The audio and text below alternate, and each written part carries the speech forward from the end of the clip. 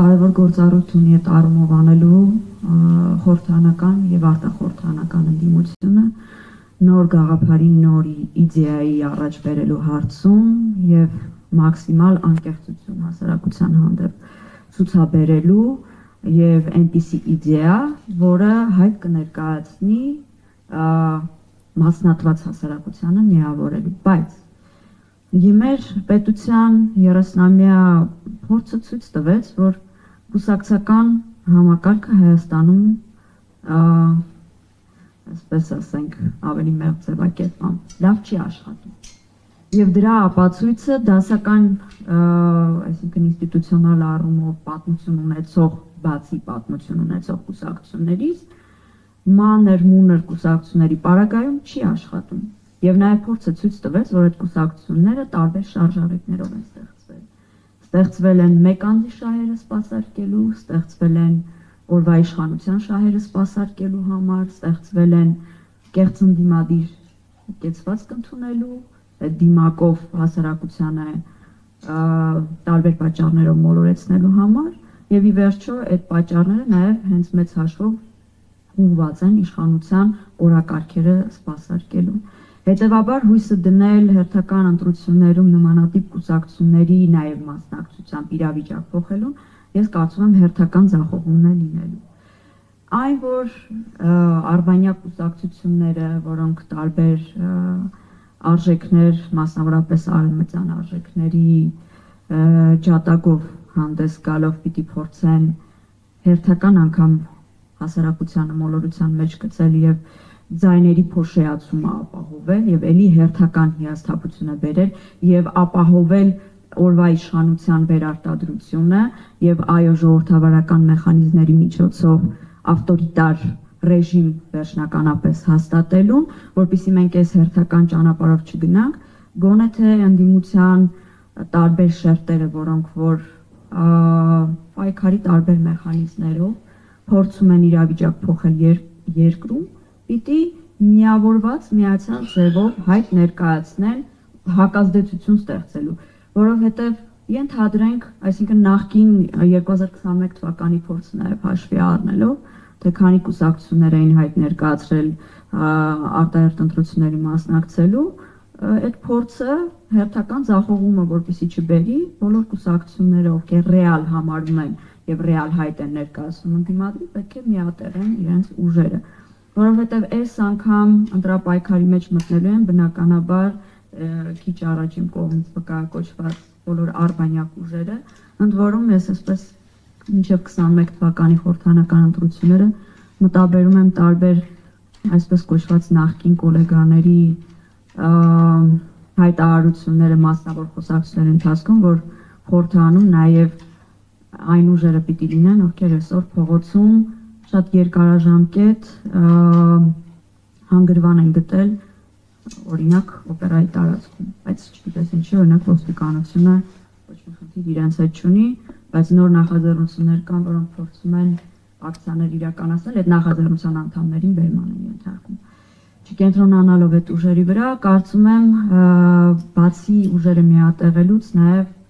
երկարատև աշխատանք ունենք տանելու հասարակության հետ։ Հասարակությունը մոլորության մեջ է, խաբված է, հուսալքված է, ու այդ հուսալքությունը հաղթահարելու միակ ճանապարհը մաքսիմալ անկեղծությունն է հասարակության հետ,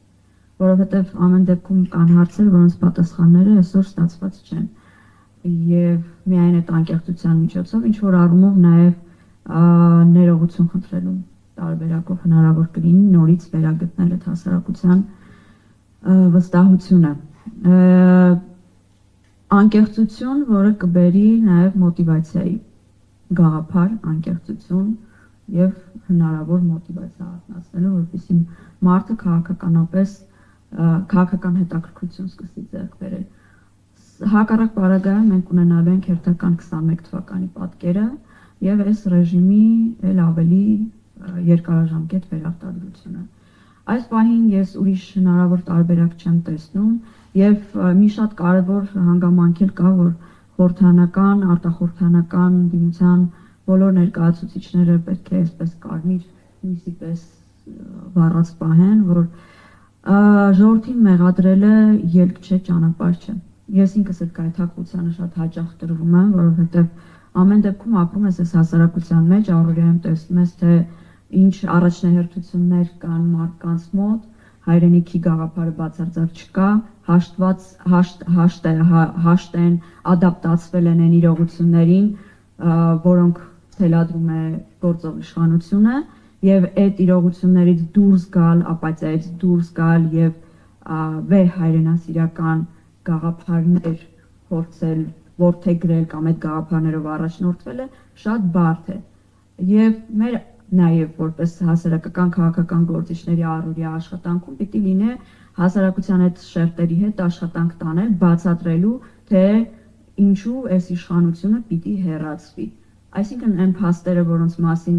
զանգվածային լրատվամիջոցներն են խոսում, ամեն օր մենք առնչվում ենք, դրա մասին պարբերաբար նաև հանրային կյանքում մենք պետք է առօրյայում խոսենք, բացատրենք եւ մի շատ պարզ, տրիվիալ հարց տանք. ինչ է փոխվել քաղաքացու կյանքում 2018 թվականից։ Սա շատ պարզունակ հարց է, որը տալուց հետո քաղաքացին իրոք սկսում է ինքն իրեն, եթե ոչ, այսինքն սեփական պարտությունը բնականաբար շատ բարդ է, չէ՞, ընդունելը։ Ասել, որ այո, 2018-ին ես գուցե ազնիվ մղումներով էի դուրս եկել,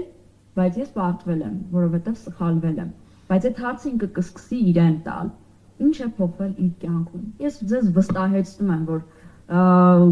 գրեթե չի գտնվի մարդ, ով կվկայակոչի իրական ինչ որ իրողություն, որ իր կյանքում փոխվել է։ Չի փոխվել եւ նաեւ այո, գործընկերներիցս մեկը շեշտեց, որ այդ խոստացված թալանը, որ իբրև թե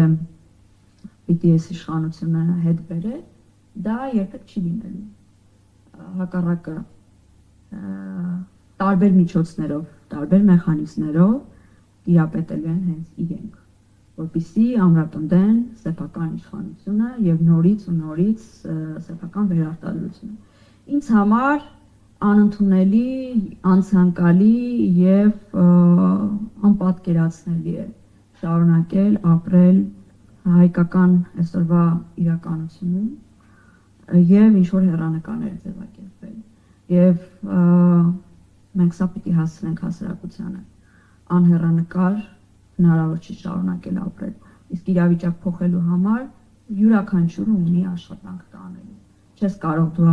ակնկալել, որ ինչ-որ բան պիտի փոխվի եւ դու քո համար գնաս զբաղվես առօրյա